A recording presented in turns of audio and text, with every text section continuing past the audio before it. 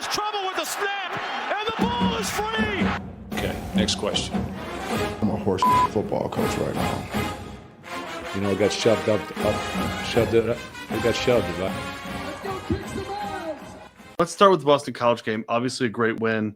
A big win for this program. I don't think it's the biggest game they'll play in this year, but I do think it's kind of a tide-changing win for many reasons that I hope that we'll get into. But Travis, just give me your kind of 10,000-foot view of that win against Boston College. Yeah, I mean, you hit on it. It was huge. I think we said going into this, it was one of those games as a program win, statement win. With the loss, a lot of us were ready to get rid of Jonathan Smith. With the win, we're all feeling good at 2-0. And I think it was kind of cool that Aiden Childs was asked about that the last 2-point conversion pass and celebrating with all the fans and everything. And he just said, there'll be bigger moments this year. I mean, that's what you want to hear from your quarterback, even after that. It's pretty cool. Yeah, absolutely. I think definitely not a flawless win by any means, but definitely a mood-changing, mood-setting win. It's the first toss-up game of the year, I really think, and they won it. So that, that's always helpful. Nicky, where are you at with this one? It was nice to see the team win like this. Just winning an offensive shootout. Our offense has been so stagnant, and especially in the second half. I mean, we finally outscored a second half FBS opponent. We did it in spades. Childs, that's just, that's just what you want to see. Touchdown day. Yeah. That's just what you want to see from AC. It's obviously not going to be like this every week. I wish it was, but yeah. But, that was probably his best game as a Spartan. Yeah. You got to say, yeah. 5 touchdowns. It was just like a tough, we have not seen this team really fight. I'm not gonna say not fight, but fight and succeed in their fight in years. We usually either win by 2 scores or more, which is not very often, or we'll get blown out, or we just kind of fizzle out or snowball out. And here we finally, it's so many things went wrong that could have gone wrong, and we just kept saying, no, we're winning this game. Yeah. Jordan Hall even said that after the game, that this is one of those games over the past 3 years that he's been here that they'd lose. So, I mean, he's right. And it was good to see them pull that one out. Yeah, it was nice. It was the second half, I thought, was – I mean, he gave up some timely points, but, I mean, we'll talk a lot about the defense, but they only gave up 6 points in the second half. And I know overtime was a little different, but – we'll talk about that quite a bit. Like I said, not a perfect win by any means. So there's definitely a lot of good and some bad and maybe some ugly. So Travis, I'll start with you. Outside of what's already been mentioned, I mean, we know Aiden Childs. That was, like we said, the best game of the Spartans. What else did the Spartans do well that you want to talk about? I would say another thing they did well was they had an established running game. I mean, that was against that Power 5 school. Mekhi Frazier still went over 80 yards. I would have liked to see more touches from Brendan Tullis. Me and Mikey were talking about that kind of at the after party because I think he had 7 yards per carry or something like that on his limited touches. So that was good to see that they were able to establish a running game and kind of, what you saw with the winning play was building off those running concepts and getting that defense sucked into their running concepts and other concepts that they've used in the offense and in the play action game throughout the game. Yeah, agreed. I thought that they distributed the ball really well. I know we could have seen more of Tullis, but I mean, Tullis had 4 carries for 29. Trav, like you mentioned, averaging 7 yards a carry. Frazier, 17 for 81. Marsh, 5 catches for 68 yards. Kelly, 4 catches for 60 yards. McCray, 3 catches for 44 yards. Masunas, 3 catches for 31 yards. Touchdowns from Childs. Marsh had 2, Masunas 1, and Coyne 1. I mean, that we talked a lot about going into the season, the weapons that they now have. It's nice to see that they're using them. No, that was something that caught my eye as well. Nicky, what about you? There are 3 phases of the game, and there's one that gets overlooked. I knew. And special teams. Yep. Special teams. That I said going into the year, that could be a good punter. We have a decent kicker, and the returning was great. That can win us a game or two, and honestly, that could have helped us. That could have won us this game. We nailed them. No doubt about it. Yeah, it was nice to see the kicker. 50-yarder. Was it Connington that made the long one? Yes. Yeah. That was nice. And Eckley, he looks like he could be punter of the year type player. He's so cool. Yeah. He's showing all that swag after downing those inside the 5 many times. Huge weapon to flip the position like that, too. Yeah, no doubt about it. Yeah, I think it's a great point of special teams. Another thing, a lot of talk about Childs, but Marsh, he was – that first touchdown he scored, he looked like a man amongst boys. He caught it like the 7 and then carried a couple defensive Boston College defenders into the end zone basically. And I noticed, I don't know if he said this in his press conference or if it was where I saw it, but I guess during halftime he was like, give me the ball. Especially if it's a man coverage, give me the ball, which I love because there's receivers that will be whiny and pouty about not getting the ball enough. Then there's a receiver that's stepping up and being like, hey, I want the ball. Yeah. And I obviously you saw him get a little more aggressive in the second half, getting him the ball. But I'm happy to see him step up as a leader like that because he is a player that you don't see come across. You don't come across very often. Kelly's great, McCray's they're all great players, but this guy is different. He needs to be a feature, a primary feature of this offense. So it was nice to see them kind of aggressively use him because he's a different beast, I think. Yeah, and we didn't have him for the Boston College game last year. Right. So that was the game where all those receivers were out, and we didn't really know what we had. Yeah. So it's good that they had that depth there. I think using the depth. You saw McCray make a lot of plays in this game too. So using that depth was another good thing I saw. Yeah. Yeah. Absolutely. I thought, as a whole, it might have been Jonathan Smith's and the coaching staff's best game.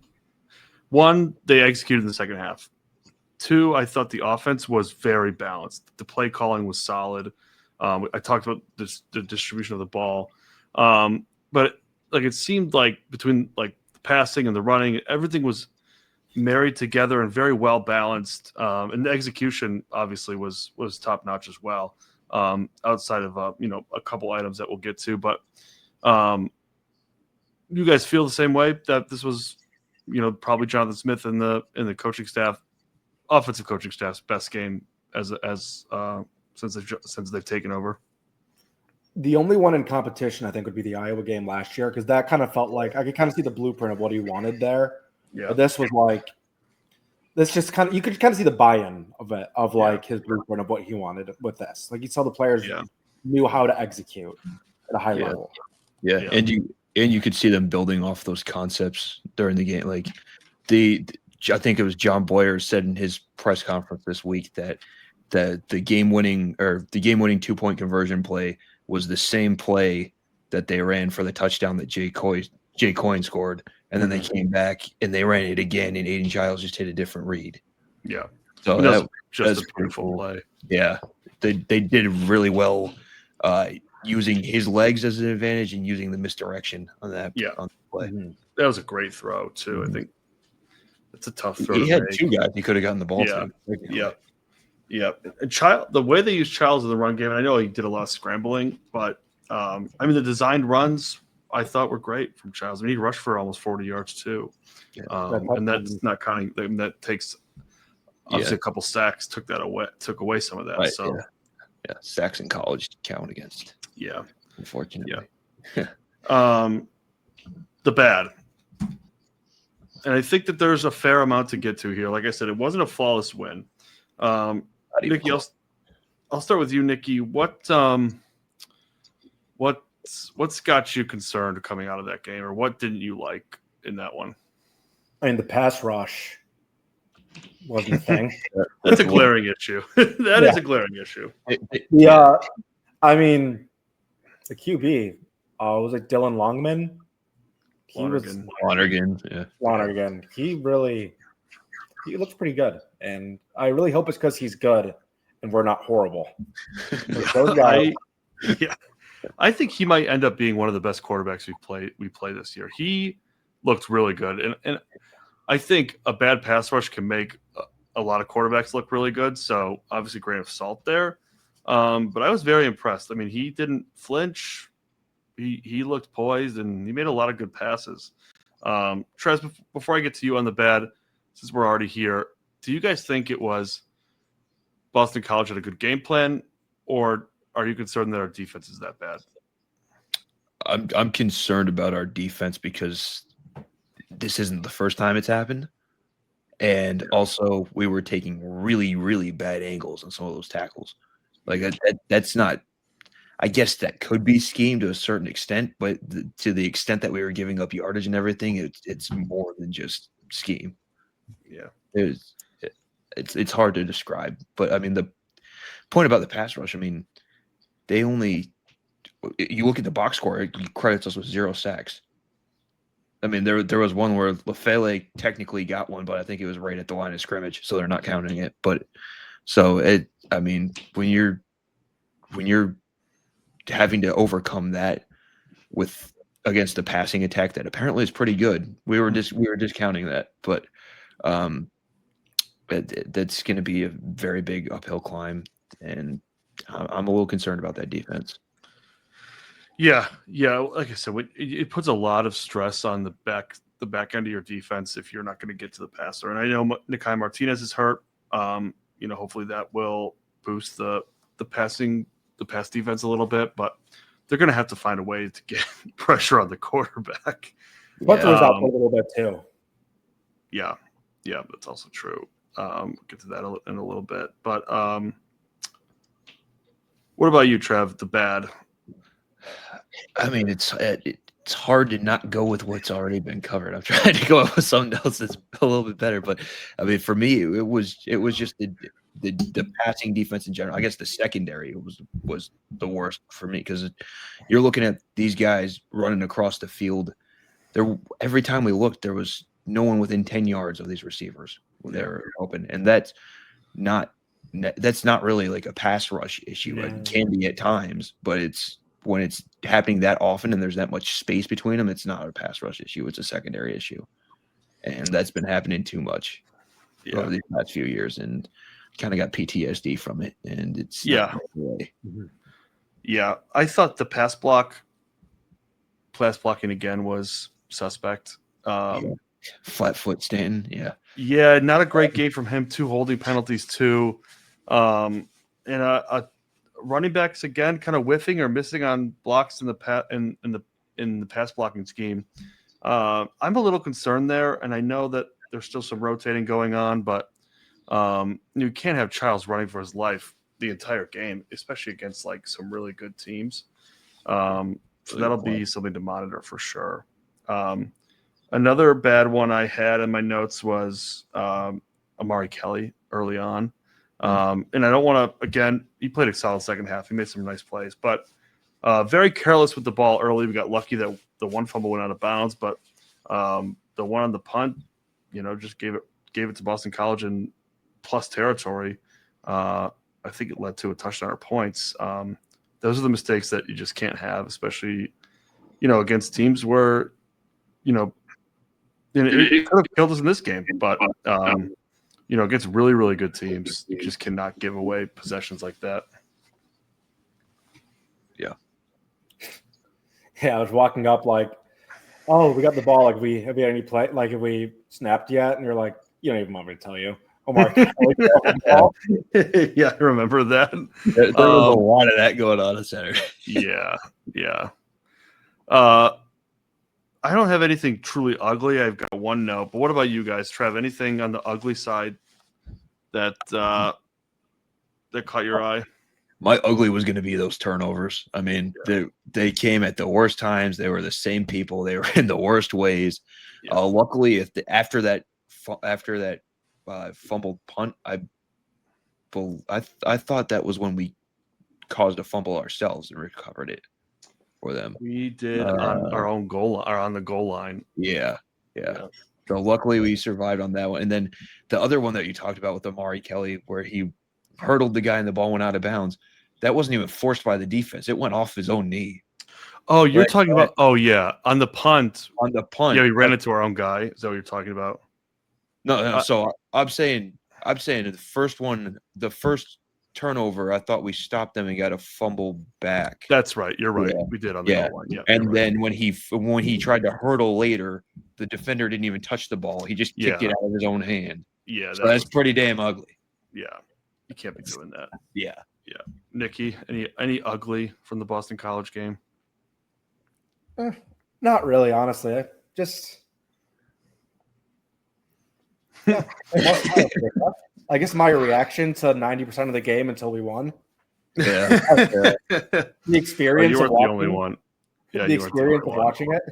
Yeah. The ugly and the bad were pretty much the same in this. Yeah. Yeah, it's tough to decipher. The defense in general. Look, 6 points in the second half. I think they made some nice adjustments. But then the overtime, it's like there was almost zero resistance. But one thing that I had, and this is not anyone's fault. Like you can't pinpoint it on anybody. But injuries, and there weren't any oh my God, season ending, but there was some players that went down that I was like, okay, if that guy's out, we're screwed. I think Hall missed a couple plays. He was out for a minute. Malik Spencer was out for a minute. And then Childs was it was to the point where Milivojevic was warming up. I thought he was done for the game. He was on the ground for a while. And that makes me really nervous. Yeah. It's only week 2. Childs did have a similar thing week 1. I really hope he doesn't have the Simeon Barrow bit of just laying on the ground for too long once a game. That's going to be way more stressful. Yeah. One thing I'll say about one thing I'll say about the defense, and I think the stats are not great. 4 tackles for loss, only 3 pass deflections, 0 sacks, like we mentioned, but they stopped the run. And we kind of went into it knowing that Boston College wasn't going to be able to run the ball because they only ran for 60 yards plus or against Fordham. I don't know if that's their game plan. With a quarterback like that, they're just going to throw the ball 40 plus times a game, and the run game is really not going to be much for them. But we did stop the run. They only rushed for 67 yards. Yeah, they've done that twice too. And the first week was a 1,000-yard rusher. Former 1,000-yard rusher. So that's pretty good. You did remind me of one other ugly thing. If you look at the box score of the defense, our top tacklers are all on the back end. There's nobody up front. That's never a good sign. Yeah. It's 7 of the top 8 are DBs, pretty much. Yeah. And anyone who needs, I'll explain it to people who don't follow football.